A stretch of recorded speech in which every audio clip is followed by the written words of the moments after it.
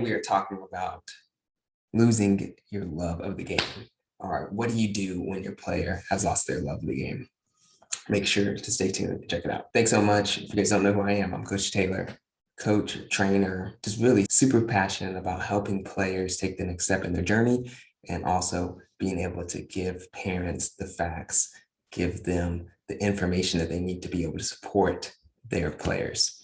So what I realize is that a lot of players may get to the point where they have just kind of burnt out on soccer. They've lost their love for the game. They've lost really their desire to go out and do it. And really a term that I heard recently, which I think it's more apt than burnout, is actually buildup. And when you think of buildup in a car, you think of a car engine when it has buildup and it's kind of corroded and it's like corrosive. It stops the car from functioning at its highest potential. And I think that's the same thing that happens to players, are pushed to an edge and they're pushed too far, and they end up, instead of taking that time to relax or take that time to develop other things or even take that time away from the sport, they are pushed into year-round training, year-round games, year-round practices, and they just get to a point where they're like, I'm done. I'm done with this. I really don't want to do this anymore. I would advise parents, if your player has come to you and said, I just don't like soccer anymore, and I've lost the love for the game, is number one, respect that decision, respect that where they are at, and help them to understand that it's okay that they are not feeling soccer anymore, or they're feeling like they've lost their love of the game, because I think everybody goes through that. The second step is to kind of try to dig a little bit deeper. And a lot of times it's something underlying. It may be too much parental involvement. Another side of it could be that it's just, interests have changed. They're not really into necessarily sacrificing as much as they want to be, as much as they need to be playing at the level that they're at. Sometimes they're done with the whole politics of high level soccer. There is a lot of politics. There's politics in anything, but it's so important for you as a parent to kind of help them to delve a little bit deeper into why they're feeling this buildup, why they're feeling this burnt out feeling. Next thing is, from there, after you help them to figure it out, what changes can they make? Because again, it may feel like, okay, I'm totally done with soccer.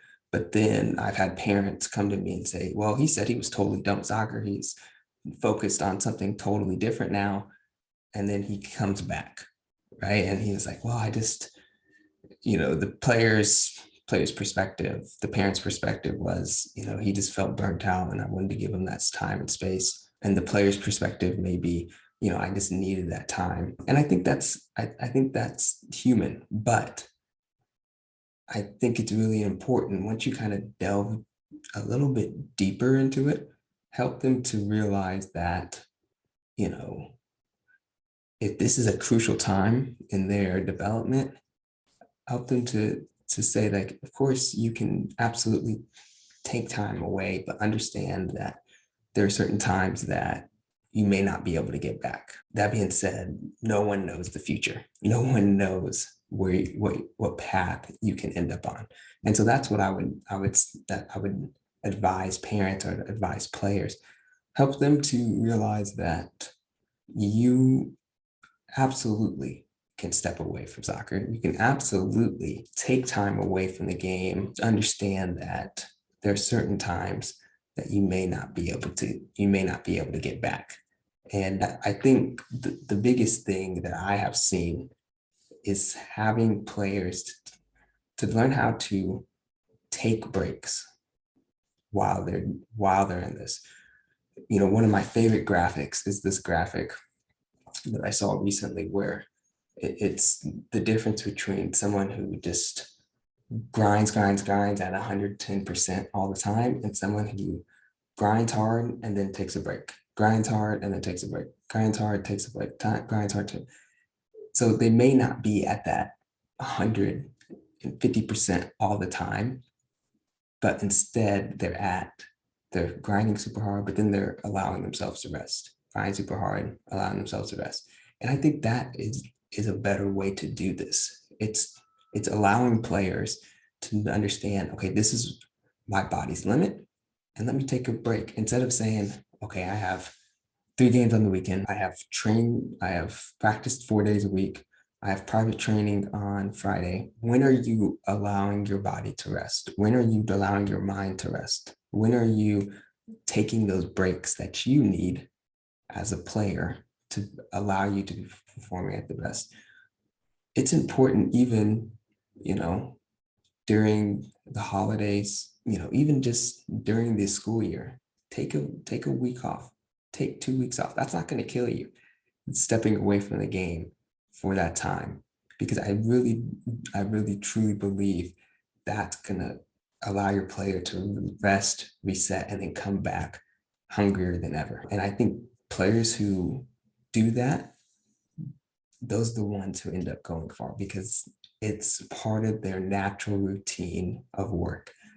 Now, I'm not saying that you won't have certain players who can just train all the time and who just grind all the time, but eventually it will catch up with them. Eventually, it's gonna wear them down. And I think a much more sustainable model is allowing players to be able to take that time that they need.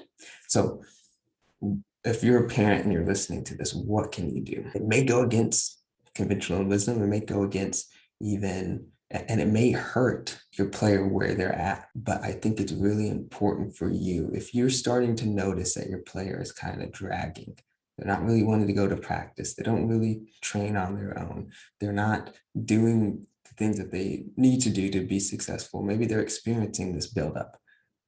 Allow them to take a break over this upcoming winter break, upcoming Christmas holiday. Allow them to take a step back and to really relax and get reinvigorated for what they want to do. This could be at any time. You could be in the middle of the summer. It could be in the middle of, spring season, fall season, whatever it is. If you're starting to see it, it may be important for them to take time off. Again, if you've watched this channel, you know that I love NBA. What has become more commonplace in the NBA now? It's rest, right? They don't say, oh, LeBron is needing maybe a mental reset, but they say LeBron is resting tonight's game.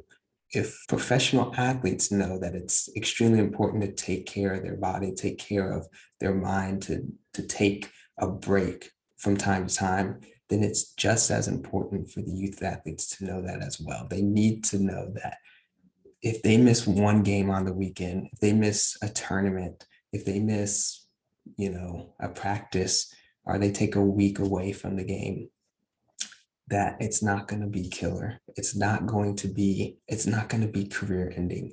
But we need, as a culture around youth soccer and a culture around, young kids, is to be able to allow them to say, okay, take this time to kind of mentally reset, and then you can come back. And again, it comes from, I think it's really important for parents to lead this. Your player may be raring to go and say, I don't need to take a break. But as a parent, you need to be able to look at this. Please let me know if you agree. I'm always excited to hear from you, and I'll talk to you again soon.